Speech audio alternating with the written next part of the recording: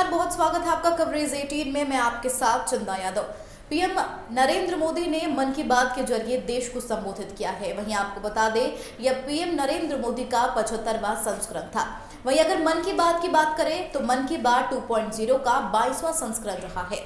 संबोधन के दौरान पीएम नरेंद्र मोदी ने कोरोना को लेकर जिक्र किया और उन्होंने कहा कि कोरोना की जंग में भारत ने दुनिया में एक मिसाल कायम किया है। और भी संबोधन में पीएम नरेंद्र मोदी ने क्या कुछ कहा, उसके लिए देखिए यह खास रिपोर्ट। कार्यक्रम की शुरुआत में प्रधानमंत्री नरेंद्र मोदी ने देशवासियों को संबोधित करते हुए कहा कि पिछले साल मार्च का ही महीना था जब देश ने पहली बार जनता कर्फ्यू शब्द सुना था। प्रधानमंत्री मोदी ने देशवासियों को धन्यवाद देते हुए कहा, सभी ने जनता कर्फ्यू के दौरान अनुशासन का अभूतपूर्व उदाहरण दिया है। हमारे आने वाली पीढ़ियां इस बात को लेकर जरूर गर्व करेगी।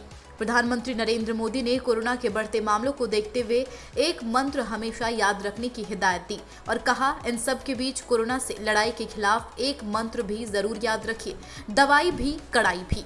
साथ ही प्रधानमंत्री नरेंद्र मोदी ने कहा, कृषि जगत में आधुनिकता समय की मांग है।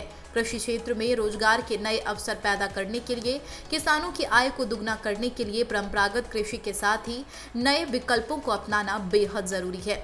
श्वेत क्रांति के दौरान इसे अनुभव किया गया है और साथ ही बी फार्मिंग भी एक ऐसा विकल्प बनता जा रहा है जिसमें बड़ी संख्या में किसान जुड़े रहे हैं। प्रधानमंत्री मोदी ने कहा, कुछ दिन पहले विश्व गौरैया दिवस मनाया गया था। देश भर में गौरैयों को अलग अलग नामों से जाना जाता है। कहीं गौरैया को चकली बोलते हैं तो कहीं चिमनी बोलते हैं और कहीं घान चिरिका कहा जाता है। आज गौरैया को बचाने के लिए हमें प्रयास करने पड़ रही है। अपनी मन की बात में प्रधानमंत्री मोदी ने बनारस के एक साथी इंद्रपाल सिंह बत्रा का जिक्र किया और कहा, गौरैया को बचाने के लिए बत्रा जी ने अपने घर को ही गौरैया का आशियाना बना दिया है। साथ ही प्रधानमंत्री नरेंद्र मोदी ने मन की बात में पर्यटन को बढ़ावा देने की भी बात कही। उन्होंने कहा, पर्यटन को बढ़ावा देने के लिए भारत में भी 71 लाइट हाउस की पहचान की गई।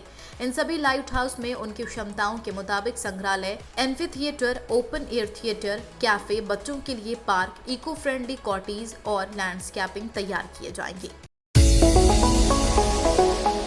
जयंती group of education, Pantnagar, Bansi, Siddharthnagar की तरफ से देशवासियों को होली की हार्दिक शुभकामनाएं और बधाइयां।